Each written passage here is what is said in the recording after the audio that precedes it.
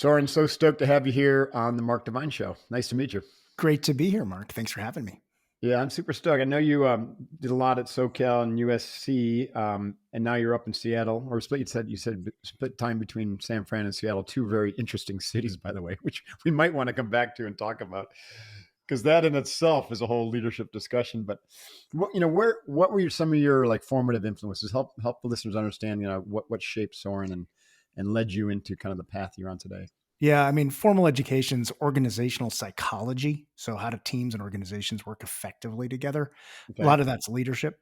But I've worked with probably 30 of the Fortune 1000 and worked with tens of thousands of leaders around the world, worked with Disney and Colgate and Visa and many, many others globally.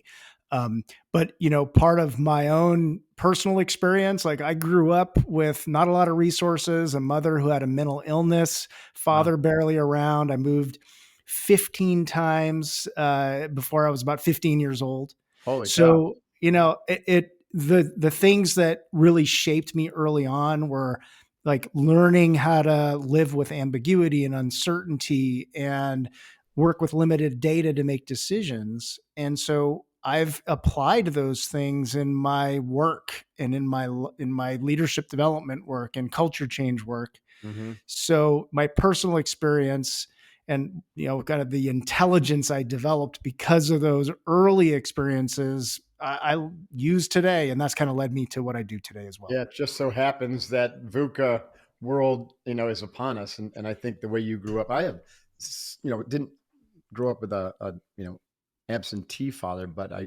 there's parts of it I wish he kind of was. God bless him. I love him. But boy, you know what I mean? He was a pretty intense, abusive character. And so it developed a similar quality in me, which led me to be a pretty effective Navy SEAL. And I didn't see how that early trauma really led to some like really some powerful gifts, right? And I think a lot of people focus on the negative side of trauma without really recognizing the gifts and the qualities that can accrue that are really positive. If you Well, do, we're diving right in, Mark, which I let's think is do good that. because Okay. that's the heart of it. So, if you look at, and I'll just throw it back at you. I mean, think about, sounds like you had a tough childhood also. What were the gifts that you got that you've been able to apply to being a Navy SEAL and training others to be great leaders? I'm just curious, like, Yeah, no, what that's a great tangible? question.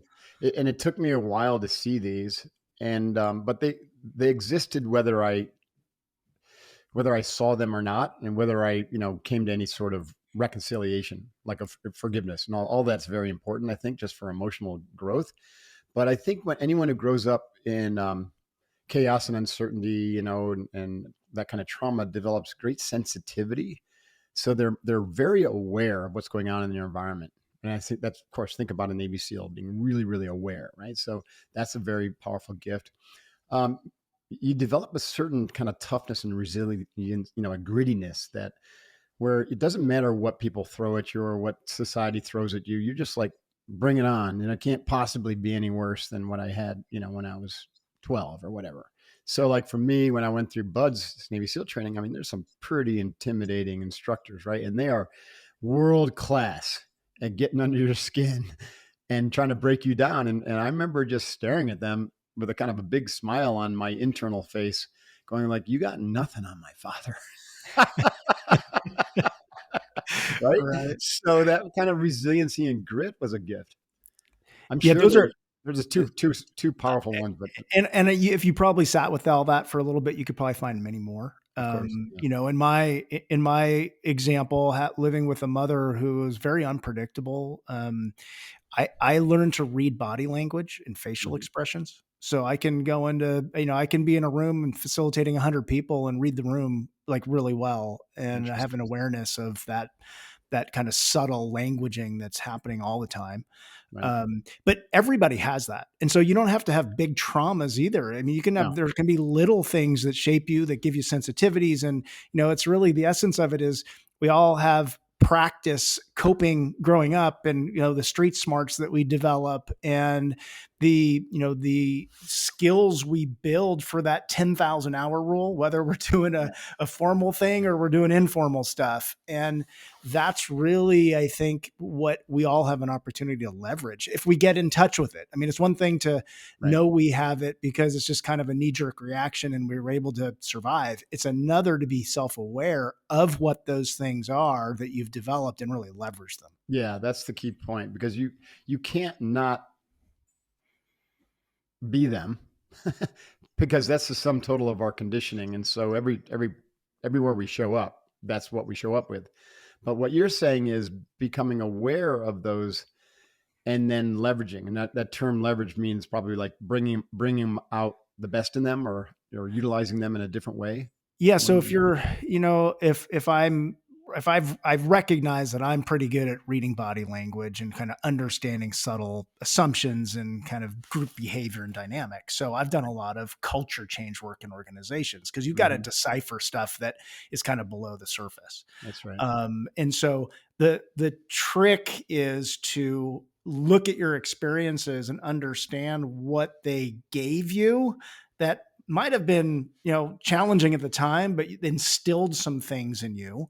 And those Mhm. can be, how you think, your mindsets. It can be, higher order abilities or, kind of rote skills, whatever they may be. Be aware of that, and then think about how, based on what you want to do or your goals, how do you leverage those How do you things leverage to that? take You, yourself to the next I level. love that you're trying to coin this as XQ, or experiential quotient. I think that's really cool. It is a capability set, similar to IQ or EQ. Um, so let's kind of look at how does one. I've done therapy for years, and so that's one way, right? I can see that it'd be effective at kind of understanding what some of the experiences of your life could be, Yeah. both either harm or help you. But what's a less intimidating way that someone could really discover some of these gifts? Yeah, not everybody wants to do therapy, and you don't have to do therapy. I mean, like at the most basic level, we just role modeled what it's about. I mean, what are the most poignant experiences that you've had that you think shaped you in some way or had an impact on you? Just list them off, and then list off how did it change how you think, or what are those messages that kind of it's instilled upon you because of whatever was going on. Hmm. So it's your mindsets. Like how do I think now based on this? And what are those things that I then developed as abilities? I mean, I look at it as like a little table. Like list off in rows your experiences and list off how do you think and what are the abilities you developed. It's as simple as that for an individual. And then you can do that with your team also. If you're leading a team, if everybody inventories kind of what they have as assets, not just from their resume, but from their life, you Right. actually realize we're all bringing stuff that is underutilized, and that as a collective really represents our competencies and our capabilities. So that's an individual level or a team level, and it's not rocket science. No, and it's so important. Studies have shown how, like, diversity, and not just diversity of skin color or other factors, external factors, but diversity of ideas is really beneficial, right? Yeah. And like, if you were to compare three different organizational types, one is totally homogeneous, one is diverse but not inclusive, you're not allowing inclusiveness with ideas, and then diversity with inclusiveness. Homogeneous actually outperforms diversity without inclusiveness, but diversity with inclusiveness outperforms all three, or the other two. And I think that this idea that you're getting at is trying to look at within a team, like, what is unique about everybody, and then how do we include that in the conversation? That's powerful stuff. Yeah, it's powerful. And the thing is like, our experiences, we start having them from the moment we're born, and Right. society has people have always had experiences. This is not new stuff. You can't not The have an idea, experience if you're a human being. yeah, If you're the breathing. idea that, this kind of concept of experiential intelligence, we've had ways to think about IQ, like how smart are you and intellectually. Emotional intelligence came on the scene 30 or 40 years ago, and we kind of have a sense that emotions, if we're in touch with our own and we're not, kind of super reactive, or we can empathize with others, that gives us a leg up. Yeah. But how do we think about the experiences that we have given us some that those assets that complement those things? So it's not like to replace what we think is intelligence, but we all know those people who know how to navigate the world. They're, in various ways. They're good in certain situations and maybe not, or they've learned how to live with ambiguity, or they've learned how to, be, really detail oriented and get stuff done. So if we can build teams that recognize kind of the softer, more underlying abilities of people. And I say soft, it doesn't, I mean, it could be about math, but Yeah. the Right. idea is that we understand the diversity of abilities people have because of usually the diversity of experiences. Right. That's a whole new way to look at diversity. And it's an important way, in addition to all the other ways that we've been talking about in Well, I present think day. it's a positive and productive way, one that doesn't get into some of the more divisive issues, around diversity, equity, inclusion, which are really polarizing the way it's been presented, in a lot Yeah. of cases. So you've worked with thousands of people. What are some of the more surprising ways that individuals or teams have kind of uncovered this EQ in themselves that maybe um, surprised them or even you in your work? Yeah, I mean, just a couple weeks ago, I was talking to a woman who I've worked with for many years. She just got named one of the top chief marketing officers in the world, Wow. and she ran international marketing at Hershey. So Right. her name's Santi. And Santi, I was talking to her about her experiential intelligence, trying to share with her, like, what is this thing we're talking about? And I said, what allowed you to become one of the top CMOs in the world? And I said, think about the experiences you've had. And she said, well, that's easy. I play the violin. And I'm like, what do you mean? And she said that she had to become really excellent at something. And she's practiced the violin for years, but she also plays in an orchestra where she has to take the lead sometimes and then pull back sometimes. That's And right. then, be part of a team, but also know kind of how to ebb and flow and let other people really shine and not be trying to take the limelight all the time. And so she basically said that she hadn't realized it until we were talking, but a lot of those things that she developed because she plays the violin and does it with people, she's applying to be one of the top chief marketing officers in the world. And Mhm. so you can look at those little surprising illustrations and then extrapolate, well, she's good at certain things. So Mhm. how does she use those things then to take herself to the next level and then maybe build certain capabilities in her team by demonstrating those things as well? Mhm. That's pretty fascinating. So this takes a certain level of introspection or capacity, right? So most people who have a past orientation, they're doing it because they've had some catastrophes and then they relive those catastrophes, which tends to then create Yeah. kind of a negative rut. And most, I think, business professionals are taught to kind of look forward. So how do we develop the skill to even slow down and do this? I know you had your nice little chart there, and that's fun for facilitated practice, but most people aren't going to go hire Soren's company, because we're not the size of a Fortune 1000, right? So we're not going to be able to hire you. So Yeah. what are some introspective capacities or skills that we can use to think deeply about this stuff? Yeah, that little chart you can make yourself. So, I'm a big advocate. Just take an inventory of those things that you think impacted you in some way, positive or negative, and then look at what those impacts are. And if you do that with a spouse, if you do that with a partner, Oh yeah. that's a little bit safer, perhaps. Hmm. The other thing is, like, you can do that with your team. I had a organization, 100 people in the room, 3 different departments under one kind of corporate group. And they had everybody walk in the room with 3 stories about the things that shaped them as kind of professionals, as people and professionals. And they broke up into small little groups and shared the stories and then extrapolated what the abilities were that small group had as in their team, and Hmm. then shared it out you had probably 8 different groups in the room, all sharing this list of abilities that table had. And then Hmm. we extrapolated those abilities and said, wow, look at what exists in this organization. How do we leverage that to drive our strategy and innovate new products and services? And it was really empowering for folks.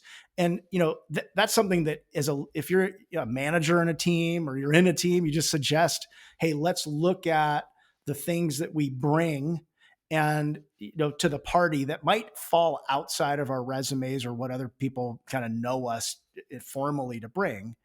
And as a bonus, just talk about, how did I develop those things? Did I go travel, the world? Did I go to, I traveled to India and I learned a lot from that cross-cultural experience right after college. Right. There's just little stories that can bring to life the humanness of people while demonstrating, hey, I got some real skills I can contribute here. So there's very simple things that can be done. And of course, I can also go way deep because I do go deep I've gone deep as I looked at myself and I've helped others go deep, but you don't have to go deep. You can keep it like at Yeah, a yeah. at a kind of a high level, if you will. I could see how, again, there's two parts to this, right? You're really talking about understanding the mental models or the map, or you know how the conditioning. What does the conditioning look like if you were to expose it to yourself, Yeah. right? So what does the construct of Mark or Soren look like now? And so then the first part is, let's figure out how to leverage the positives of that. But then there's another piece, right? Because there's a lot of, sometimes traumas lead to suppression and projections, and that shadow element, which have been unobjectified, right? Now all of a sudden you bring this to the surface, and that could trigger a lot of shit, right? Yeah. So how do you handle that in a consulting environment? So the first thing is I recognize not everybody is wanting to or able, or their organizational culture is set up to do that. And I wouldn't push that on a culture that's not It's not a wanting growth to go culture. deep. Yeah. Right. Yeah. I mean, some people are ready, some are not, or some want it and some don't. And I think that that's important to understand your own organization and your own leadership, because there is a view that bringing your whole self to work is not something we want. Like, even though we actually do bring our whole selves to Yeah. work, Yeah. You can't not. you can't not, but not everybody wants to address the things that are under the surface because there's conflict or there's pain or there's uncomfortable feelings.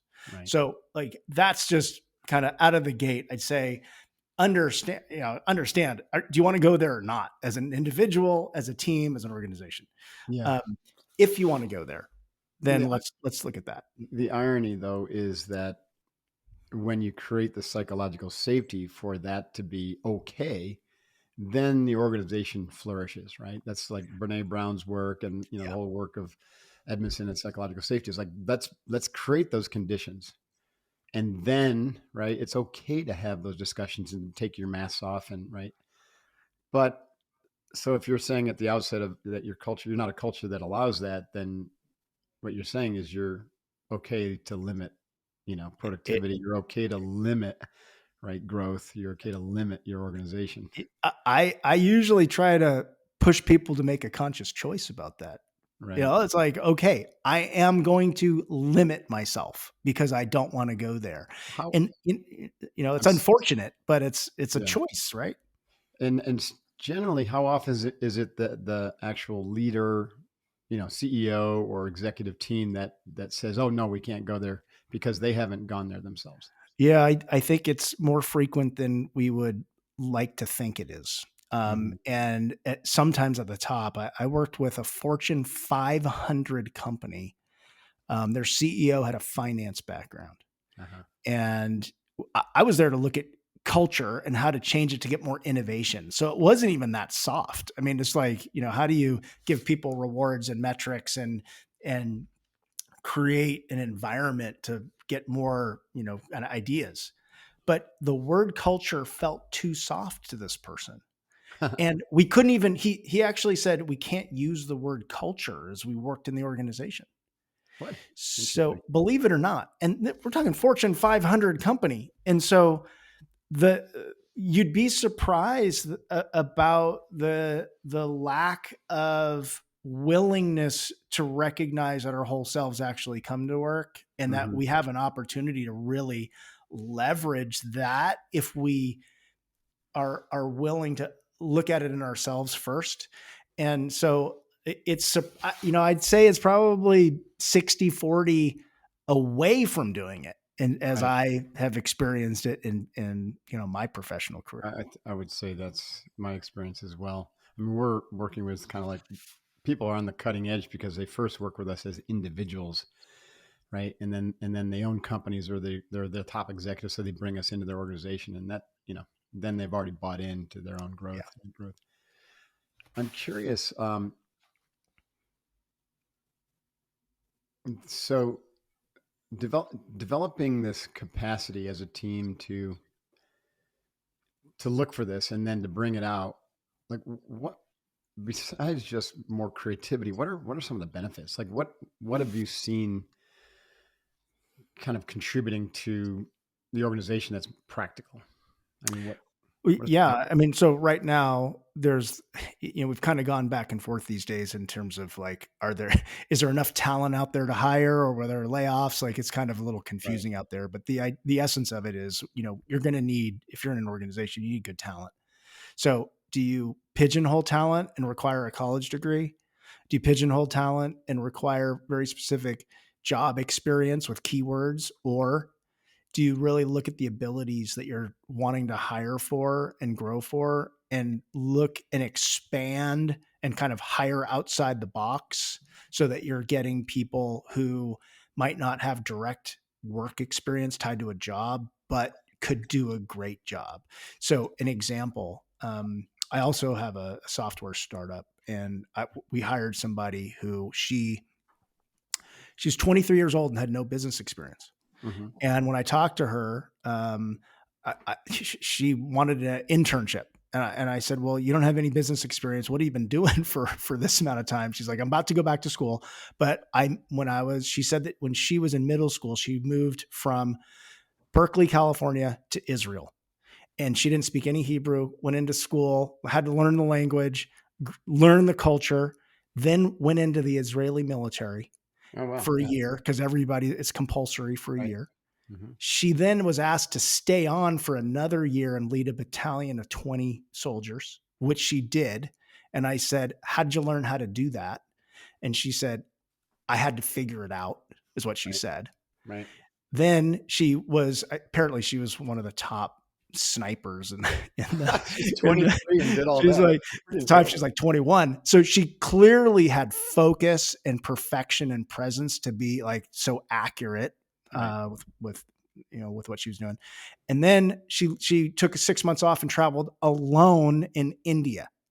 So that told me that she had a lot of characteristics around adaptability, flexibility, thinking, focus, yet, kind of cross cultural sensitivities.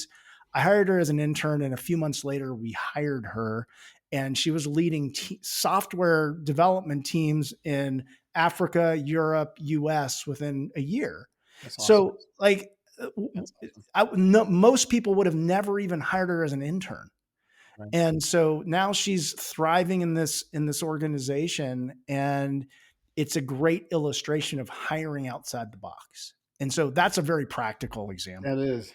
That kind of overlaps with another question that was rumbling around in the back of my head is really more of kind of generational differences and openness, and willingness, A, to experience different things, and B, to be willing to address traumas and do emotional work. Because I'm sure you've seen it just as I've seen it. It's no mystery, but it seems like, younger millennials and Gen Z are like wide open books, and they want to have different experiences, and they want to deal with whatever the trauma is. Whereas my I'm the last year of the boomers, so hashtag boomer here, right? My group's kind of like, all right, a lot of guys kind of did the straight and narrow for a long period of time, and like my father thinks therapy is quackery, and I'm married to a therapist, so that went over real well. you know so how do we like what's that mean for organizations? Because we got on the one hand a lot of the leaders are in the boomers or Gen X group, and the up and comers are you know Yeah. like completely different. It seems like. Yeah. So I'm married to a therapist too. So we can commiserate on that one. But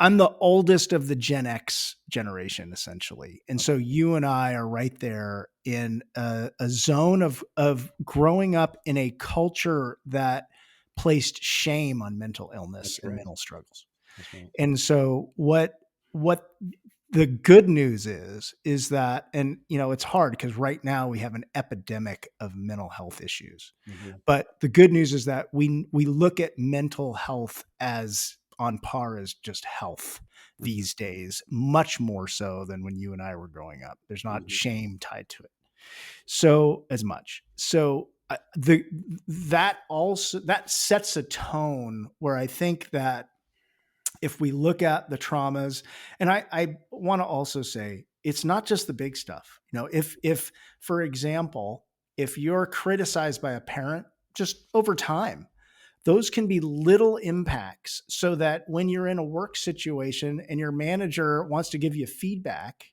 Yeah, you you don't. might have Yeah. what I call a visceral memory of being criticized, and you tense up, and your manager experiences that tension, and it creates this negative relationship loop is what I call it, so that you end up in this difficult spiral of kind of negative relationship where your manager then doesn't want to give you feedback, or it's very difficult to grow. So looking at the small things and looking at the big things, I think are equally important. Sometimes the small things flies under the radar even more than the big stuff. Um, but you can do it through therapy. I did something called EMDR, Oh yeah. which if you just search on the acronym, We've it's we've like, talked about it all the time here because I've had yeah, great success with the MDR, and my wife, is trained in it, so it's yeah. very relevant. So Yeah. it's a miracle process in my view. It really Oh, I think so. rewires you, and so if you're open to recognizing that mental health is just health, and that if you address those things, then you can step up in a way that you wouldn't be able to otherwise, and you can help other people too. Because the flip side of all this stuff is the more you're self-aware, the more you help others become self-aware That's because of right. just how you're showing up. And Yeah. so like there's all those benefits. I think the younger generation, like you said, is primed to bring their whole selves to work. And there's all this wellness work now happening in organizations Right. also to support wellness. And that's the broad definition of That's wellness, cool. not just physical. And so I think we're on the cusp in a very positive way of a lot of change. Older guys like us, I think, can help steward that, but the younger generation is going to benefit a lot from that. We're going to see a lot of culture change in society and organizations over the I next I 25 years. totally agree, and a lot of good stuff coming. We're back to this generational issue. It's almost like we have two bookends, two opposite issues, right? In the older group, right, it's to kind of open them up, to crack them open, to be able to be more vulnerable, and so that they can be more authentic. And on the younger side is to be more resilient and gritty, and to not be so sensitive that they wear everything on their sleeve and they go off the handle, and at the slightest microaggression, right? So how do we rectify Yeah. these two kind of bookends? Yeah. There's a third element of that bookend, which I think is important in organizations today, which is the loss of knowledge and skills and abilities in an older workforce. Right. So you've got a huge age wave retiring, and I'm seeing that across organizations. But So pin that though, isn't that also leading to just a redefinition of retirement and redefinition of age in the workforce, and relevance, and retaining wisdom? I mean, maybe that's where you're leading, but I've already seen a lot of dialogues and discussion about, hey, we can't be just putting people out to pasture at 65. that's exactly where I'm going with that. Okay, sorry. And time, no, not sorry. It's a great connection point because you just articulated the problem and the opportunity, and take those bookends, the younger, older. pair them up, create coaching Oh opportunities, yeah, create great. mentoring opportunities, create teams that aren't, if you get, create an innovation team, you don't want just the seasoned people on it. You want the young, new, kind of up and comers in it. And that diversity of age as well and experience is also important. So those bookends that you talked about are important to recognize and then merge them together as much as possible. So they're no longer bookends, if you I will. like that. Yeah. I mentioned before we started that we're adapting Harvard professor Robert Keegan's work and the deliberately development organization. It's a mouthful, but we just call it DDO, or growth organization, right? And that the basic premise for the listener is that the organization is set up, the cultural DNA is set up to unlock and foster personal development, and we call vertical development. So you're growing in consciousness, awareness, compassion, as opposed to just horizontally developing new skills. It takes a little while to develop, right? Because any change initiative, if you're coming into like the organizations that you talked about, where the CFO, CEO who was the CFO is thinking the word culture is too soft, it is going to be a long haul to try to change the culture. But some of the more nimble organizations or even startups can think of this way, whereby the employee is given the same level of attention as the customer, and also the stakeholders are all given the same kind of like, okay, there's nothing more important than the people, both inside the business and those who we interact with. So how do we bring out the best in everybody? That's so spot on. I also think that it's important to define culture because it's such an amorphous term, but it's the way I look at it. My last book was on it. It's the norms and values that shape behavior. Mm-hmm. And those norms and values are usually oftentimes fly under the radar Right. of kind of explicitness. You can have value statements, but usually those are BS. Yeah. It's really the behavior that people Pictures look on the at. And wall, right? Yeah. yeah. And culture is created it's really a simple cycle. And it's funny how culture is such a mystery to a lot of organizations in terms of how you manage it. But it's really, people have experiences. Those experiences shape your beliefs Mm-hmm. about what's right behavior, wrong behavior, good behavior, bad behavior. Those beliefs then shape your behavior. So you do things. And because you're doing things that people are looking at, that's creating experiences. Right. Experiences to assumptions to behavior is a feedback loop. And so, if you can intervene and create different experiences for people, that's the experiential side of leadership. Mm-hmm. Like, what are Mm-hmm. the experiences you want to show up and create for people? So show up for yourself and not, have, knee jerk reactions here and there, but also shape, like very explicitly recognizing people who demonstrate the kind of values you want in your organization and telling stories about them in Right. public, Right. and highlighting that, or, even the stuff that you quantify and measure, that is an experience you're giving to people.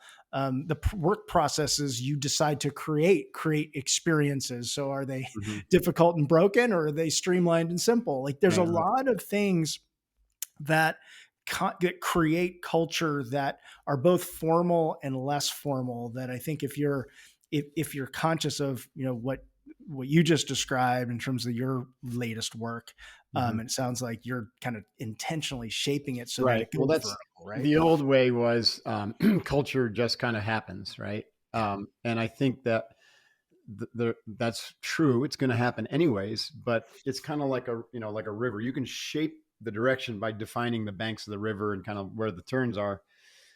And so these practices that you're talking about are one way to shape that intentionally, right? For the greatest benefit of all. When I'm reflecting upon my Navy SEAL experience, one of the ways we did that was through direct feedback in every single mission and training mission, which is all the time, by the way. Literally almost every day we were doing this. We would debrief it, and you've probably read about the military debrief process. It's very, very cool because it's automatically psychologically safe because there's nothing personal about it, right? Someone looks at me and says, Lieutenant Devine, this is what I observed, and it led to these consequences, which weren't that good, right? Basically, you fucked up, and Right. but I didn't take it personally because this is all about the team and the mission. And said, okay, now what could you have done differently? Well, yeah, I probably shouldn't have done that. I probably shouldn't have swept the team with my weapon. Let's begin there. It's like, yeah, okay, so let's focus on that. How do we improve that? There's some training we can do and some remediation. Great. For the benefit of the team, I'm going to do that because I don't want to put the team at risk and I don't want us to not to accomplish the mission. And after the first couple times of this, you just stop taking it personally because you realize everyone's getting the same treatment. Everyone. The other thing about that is and you apply this in a business context, it turns the concept of risk taking into actually just rapid learning. Rapid learning, absolutely. No And such that's thing as what, failure was our terminology. That didn't yeah. mean we weren't going to fail, it just meant we didn't recognize failure. And that's the secret to innovation. So when you create a culture of innovation, what you just described is how you want a team to behave. You don't want to, I can't tell you how many people have asked me to help come in and help create a culture of greater risk taking. Yeah. And like, that's the wrong question. What you want is a culture of rapid learning. Right. And the concept of risk goes away at that point because it's not even about risk. That's right. I Yeah. love that distinction. Um, what are some of the negative sides of working remotely, right? That you've seen because you've done this work for years. Now all of a sudden you're doing everything through Zoom, and organizations are. And I've read, I'm in my doctorate right now, a little late to the game, but never. It's always a good idea to stir things up when you're our age, right? And so I'm back at Pepperdine in global leadership and change, and so we're kind of experiencing kind of the latest of what's going on in all these cultural trends. But there's a serious degradation in trust that accrues when you work remotely, if that's the only way you're working. And so what you're talking about is how do you build trust, but now you've got this kind of impediment or barrier between trust or between the employees that degrades trust. So what do we do about that?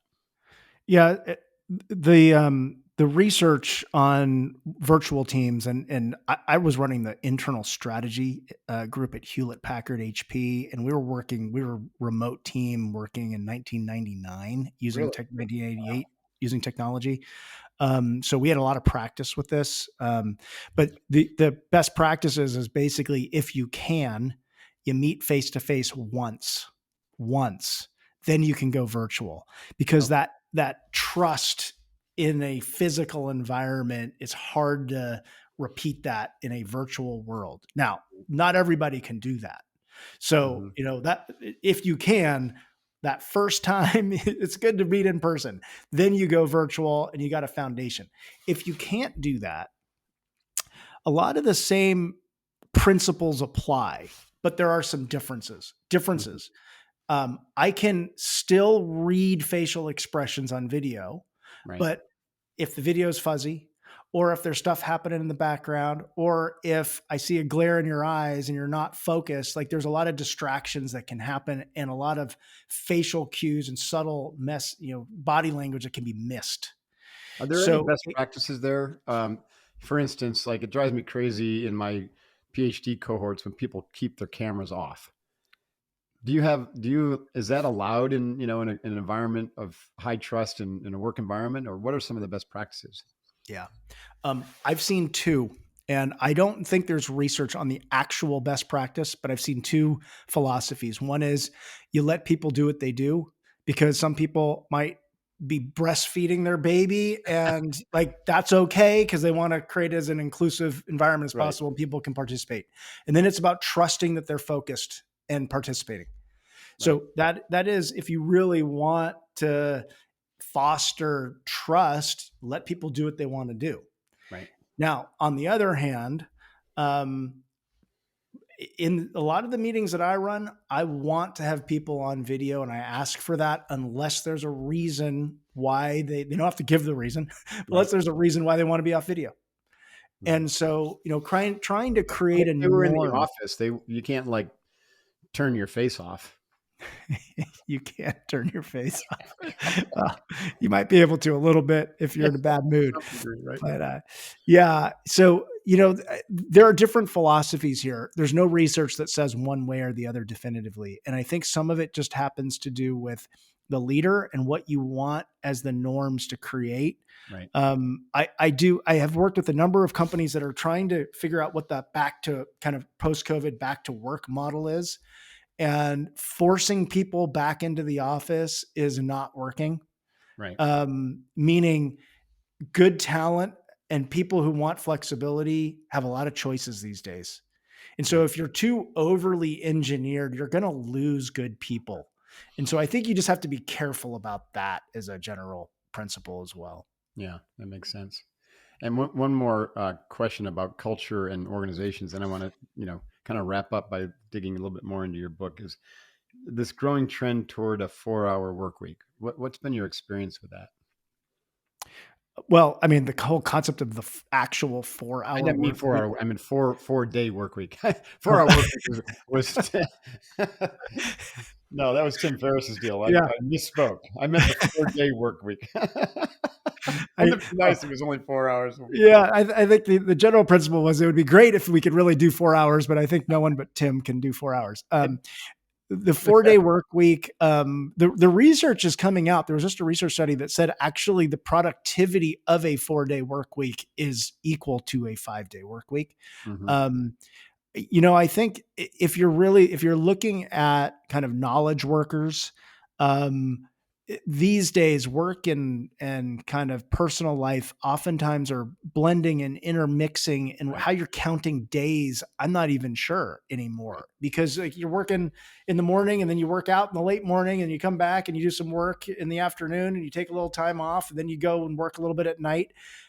I think that if you have a trusting environment in which people know what their objectives are and their goals, and you have clear metrics around what does success look like, to me, 4 days, 5 days, 3 days, if you can figure out how to get those things done, that's what will allow you to be a high performing team, because you might have to ebb and flow depending on what's going on.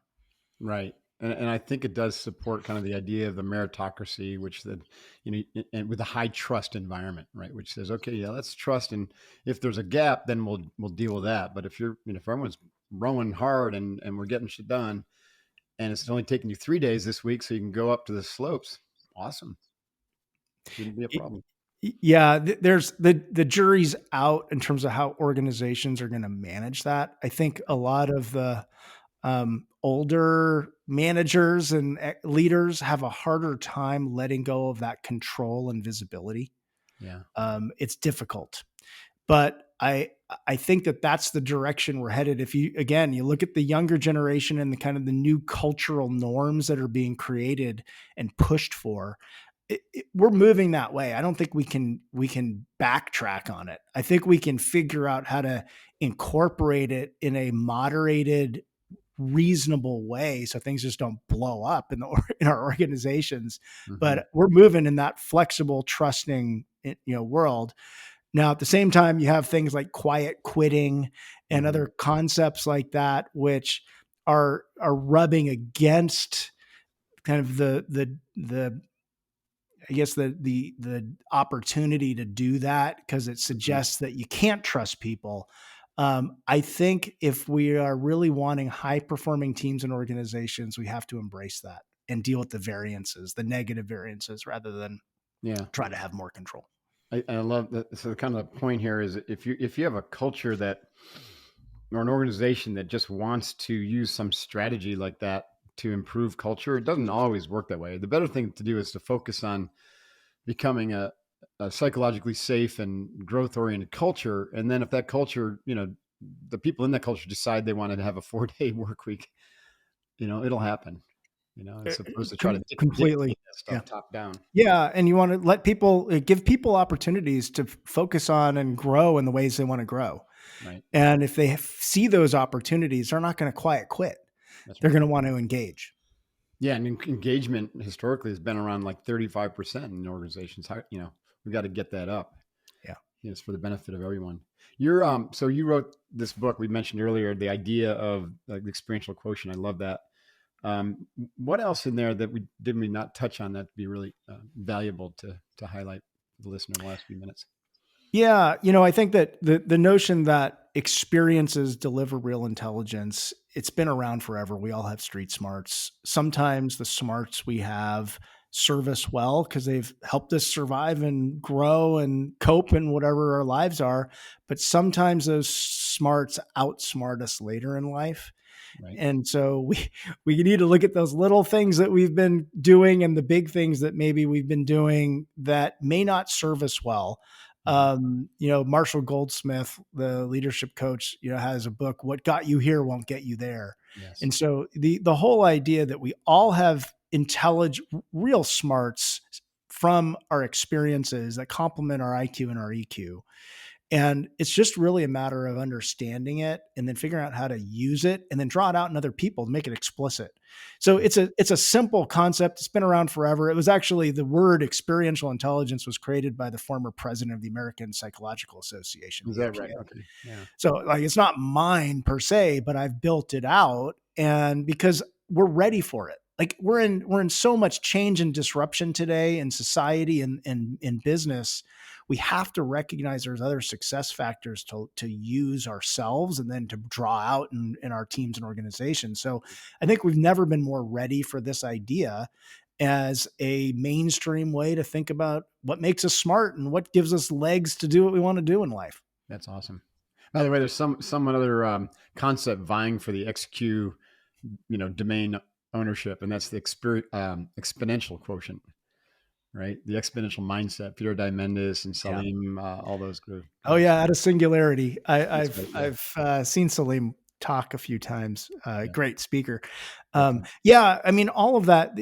Whatever we call it. The idea is that we want to think bigger. We want to have greater impact, and we want to grow ourselves inside so we can do the things outside that have an impact on making the world a better place. And so, to me, there's a lot of words out there, but the That's right. essence of it is like, how do we get more in touch with ourselves so that we can have a bigger impact? That's right. I love that. Funny little anecdote, but my wife is like, okay, so this PhD, what is it that you're really doing? I said, well, I'm just taking millions of words and I'm like just reorganizing them and I'm pitching it back to the professors and see if they like it. So far, I've got straight A's. That's my job, is just to reorganize words. Well, my guess is you've got a bit of your own experiential intelligence that could make you a professor in the classes you're even Yeah, taking. I So find myself most challenged because I can write every paper just from the top of my head, and then I have to go back and figure out like what part of my knowledge was common knowledge and written about by other authors, and I have to cite it kind of in reverse, which is kind of an interesting challenge. Anyways, that's my story, and I'm sticking to it. So interesting. So, where is there a place that you like folks to kind of reach out to you or learn more about your book, like a web property or social my media? my personal website, you can get the first chapter, just download it. It's sorenkaplan.com, sorenkaplan.com. Okay. And you get the first chapter. And then a lot of the little tools and templates we've been talking about are also available as a toolkit if you get the book as well. Oh, that's terrific. And what about social media? Do you use that? I'm on most of the platforms, Instagram, Dr. Soren Kaplan, LinkedIn, Soren Kaplan, Got it. Facebook. Okay, we'll put all this stuff in the show notes. Awesome. What a great interview. Really very interesting stuff. Very relevant. I think a lot of listeners are going to find it extremely valuable. So I appreciate your time today, Dr. Soren. Appreciate your time. Thanks for all the work you're doing. Yeah. Hoo-yah.